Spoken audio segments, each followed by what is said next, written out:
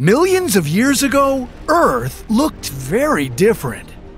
All the continents were fused into one, teeming with life, both beautiful and terrifying. When you think of prehistoric times, you might picture a T-Rex rampaging through the jungle with its razor-sharp teeth. But even before the dinosaurs, there were other giant creatures ruling the Earth. Yeah, welcome to the Permian period. This epoch started 300 million years ago. Back then, our planet had one supercontinent, Pangaea, surrounded by a world ocean called Panthalassa. The Permian period began at the end of an ice age when temperatures were much cooler than today. Then, during early Permian days, Earth warmed to a lush environment with a diversity of plants and a rapid evolution of insect and animal life. Only, as you probably know, everything is ever-changing on our blue marble. Over the next 50 million years, Earth kept growing hotter and drier. Eventually, the most deadly event in the history of our planet wiped out nearly everything that ever lived here. Scientists call this event the Great Dying, and it was the most catastrophic mass extinction event the Earth has ever seen. And the Earth has seen 5 of them.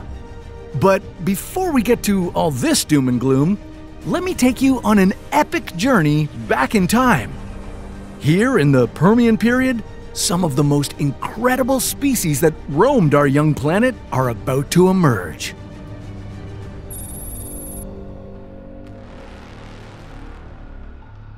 If you could time travel nearly 300 million years into the past, you'd land smack dab in the middle of the supercontinent Pangaea. Earth's smaller continents would have just finished colliding with each other to form this enormous landmass, taking up 1/3 of the planet's surface.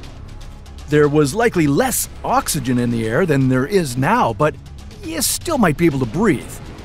Oh, and bring a jacket because it would likely be chilly, with some areas averaging no more than a brisk 4 degrees Celsius. But don't worry, things will soon start heating up. By the end of the early Permian, the Ice Age was on its way out and Pangaea was becoming a lush world. Plants and animals started to thrive.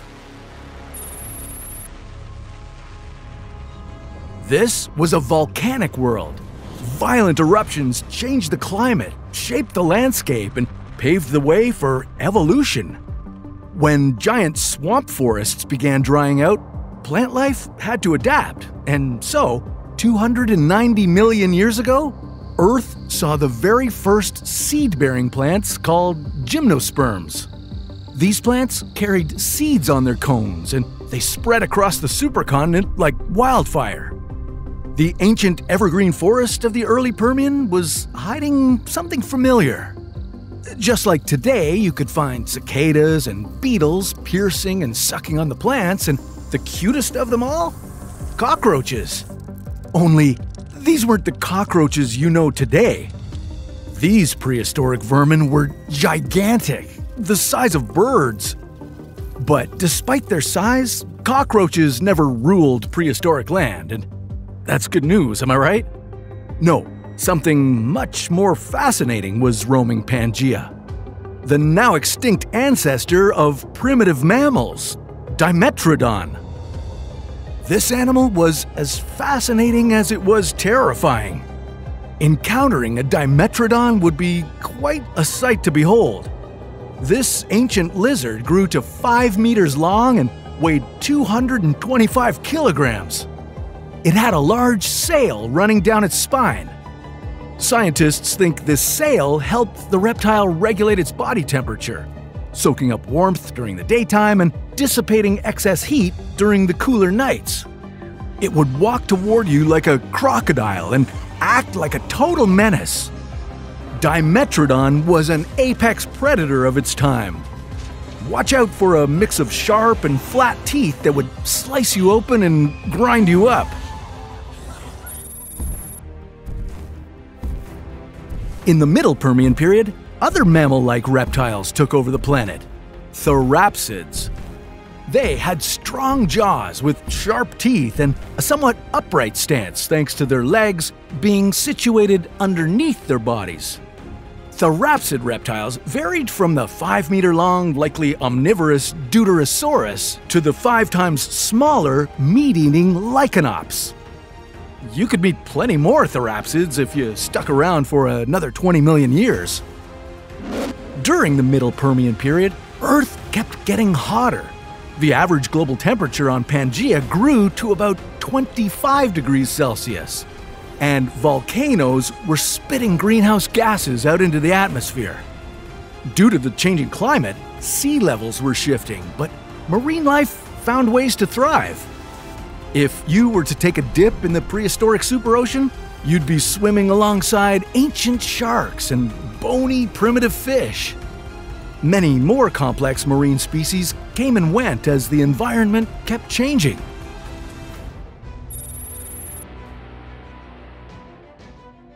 In the late Permian period, you could have a friendly encounter with another reptile, Lystrosaurus. These looked like a cross between a lizard and a pig, but unlike all the scary prehistoric monsters out there, Lystrosaurus was a herbivore. It was just 1 meter long and had powerful front legs for burrowing. Soon, another cute mammal-like lizard evolved, the cynodont. The cynodont looked like a giant rodent. It was about 1 meter long, had whiskers, and fed on small animals and insects. Now, during this time, something bad was brewing in the air. A large amount of volcanic activity was displacing oxygen from the atmosphere. Scientists think there was as little as 10% oxygen in the air. Compare that to 21% today. You'd have a hard time breathing in that environment. And the temperature kept rising and rising. With an average temperature of about 28 degrees Celsius, this lush prehistoric world was turning into an oven.